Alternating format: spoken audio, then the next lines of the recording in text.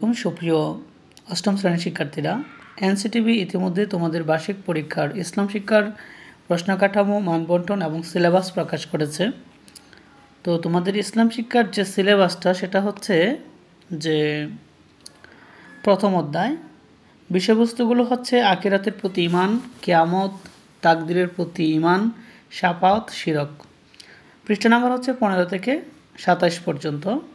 এরপর হচ্ছে দ্বিতীয় অধ্যায় দ্বিতীয় বিষয়বস্তু হচ্ছে সাওম, যাকাত, হজ। পৃষ্ঠা হচ্ছে 35 থেকে 72 পর্যন্ত। তৃতীয় অধ্যায় রয়েছে সূরা আল কাউসার, সূরা আল মাউন, সূরা আল কুরাইশ ও আল হাদিস। পৃষ্ঠা নাম্বার হচ্ছে 84 থেকে 91 এবং 101 থেকে 109 পর্যন্ত। এরপরে তোমাদের যে চতুর্থ অধ্যায় সেটা হচ্ছে সম্পূর্ণ থাকবে। এখানে তোমাদের পৃষ্ঠা হচ্ছে 110 থেকে 133 পর্যন্ত। এবং যে পঞ্চম অধ্যায় হচ্ছে মহানবী হজরত মুহাম্মদ সাল্লাল্লাহু আলাইহি সাল্লাম, হজরত ফাতিমা রাদিয়াল্লাহু আনহু এবং হজরত শাহজালাল রহমাতুল্লাহ। এখানে পৃষ্ঠা হচ্ছে 134 থেকে 143 পর্যন্ত এবং 138 থেকে 151 পর্যন্ত। এবং ষষ্ঠ অধ্যায় সম্পূর্ণ থাকবে। আর এখানে পৃষ্ঠা হচ্ছে 152 থেকে 155 পৃষ্ঠা। আর তোমরা প্রত্যেকেই জানো তোমাদের যে মূল্যায়ন সেটা হচ্ছে দুইটা পদ্ধতিতে হবে। সেটা হচ্ছে একটা শিকলকালীন মূল্যায়ন 30%, আর একটা হচ্ছে সামষ্টিক মূল্যায়ন 70%। তোমাদের যে সামষ্টিক মূল্যায়নের যে প্রশ্নের দ্বারা এবং মানবন্টন তো এখানে উল্লেখ করা হয়েছে। এবং পরীক্ষাটা হবে লিখিত এবং পূর্ণমান থাকবে 100 এবং সময় থাকবে 3 ঘন্টা।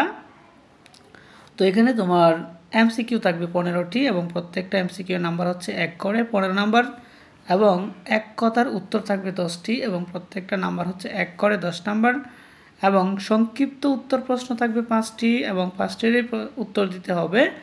এখানে নাম্বার থাকবে 5 × 5 = 25। আর হচ্ছে রচনামূলক প্রশ্ন, এখানে দৃশ্যপটবিহীন ও দৃশ্যপট সহ। এখানে উদ্ধৃতি দেওয়া থাকতে পারে, নাও দেওয়া থাকতে পারে। এখানে প্রশ্ন থাকবে 8টি, উত্তর করতে হবে 5টি, এবং প্রত্যেকটা প্রশ্নের মান হচ্ছে 10 করে, 5 × 10 = 50। তো এই হচ্ছে তোমাদের লিখিত 100 নম্বরের পরীক্ষা। এরপরে হচ্ছে তোমাদের যে শিক্ষণকালীন মূল্যায়ন সেটা হতে পারে একটা অ্যাসাইনমেন্ট বা প্রতিবেদন, যেখানে নির্ধারিত নম্বর হচ্ছে 10। এখানে অ্যাসাইনমেন্টের একটা নমুনা দেওয়া আছে যে একক কাজ শিরক হতে পারে এমন কথা, কাজ ও আচরণসমূহের একটি তালিকা প্রণয়ন করে এ প্রসঙ্গে তোমার মতের সমর্থনে ইসলামের নির্দেশনা তুলে ধরো। যেখানে পাঠ্যপুস্তকের পৃষ্ঠা হচ্ছে 25। এরপরে হচ্ছে তোমাদের যে শ্রেণীর কাজ, পাঠ্যপুস্তকে সন্নিবেশিত একক ও দলগত কাজ, ছক পূরণ, বক্স পূরণ ও ফ্লোচার্ট অঙ্কন একটি করে নমুনা সহ। যেখানে একটা নমুনা কাজ দেওয়া আছে যেটা হচ্ছে দলগত কাজ। বলা হচ্ছে শিক্ষার্থীরা কয়েকটি দলে বিভক্ত হয়ে হাদিসের বিভিন্ন শ্রেণী বিভাগ উল্লেখ করে একটি চক তৈরি করবে। পাঠ্যপুস্তকের পৃষ্ঠা হচ্ছে 104।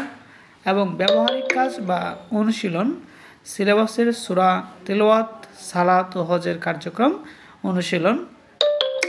তো এখানে নমুনা হিসেবে দেওয়া হচ্ছে সূরা আল কুরাইশ বিশুদ্ধ তেলাওয়াত করে শোনাও। পৃষ্ঠা হচ্ছে 95।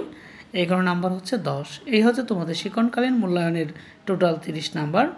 তো এইখানে তোমাদের প্রশ্নটা আরও সঠিক করে বোঝার জন্য, সুন্দর করে বোঝার জন্য একটা নমুনা প্রশ্ন এনসিটিভি কিন্তু দিয়ে দিয়েছে।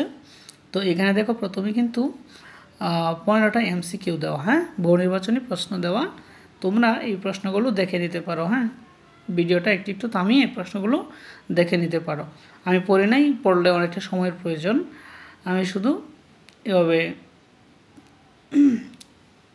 স্ক্রলিং করছি, তোমরা ভিডিওটা থামিয়ে একটু দেখে নিবা। তো এরপরে তোমাদের বিভাগ খ, এক কথায় উত্তর। তো এখানেও কিন্তু এক কথায় উত্তর দিতে হবে এবং ডান পাশে কিন্তু তোমাদের উত্তরগুলো দেওয়া আছে। যেমন 1 নম্বরে তাওহীদের বিপরীত পরিভাষা কি? সঠিক উত্তর হচ্ছে শিরক, শুধু এক কথা লিখলে হবে। এরপর হচ্ছে তোমাদের যে গ বিভাগ, সেটা হচ্ছে সংক্ষিপ্ত উত্তর প্রশ্ন। এখানে কিন্তু 5টা প্রশ্ন দেওয়া আছে, এখানে কোনো বিকল্প প্রশ্ন থাকবে না, তোমাকে 5টা প্রশ্নেরই উত্তর দিতে হবে এবং প্রতিটা প্রশ্নের নাম্বার থাকবে 5 নাম্বার করে, 5 × 5 = 25 নাম্বার। এরপর হচ্ছে বিভাগ গ, এখানে হচ্ছে রচনামূলক প্রশ্ন থাকবে 7টি। এখান থেকে তোমাকে 5টি প্রশ্নের উত্তর দিতে হবে এবং প্রত্যেকটা প্রশ্নের মান হচ্ছে 10 করে। ভিডিওটি দেখার জন্য সবাইকে ধন্যবাদ। আসসালামু আলাইকুম রহমতুল্লাহ।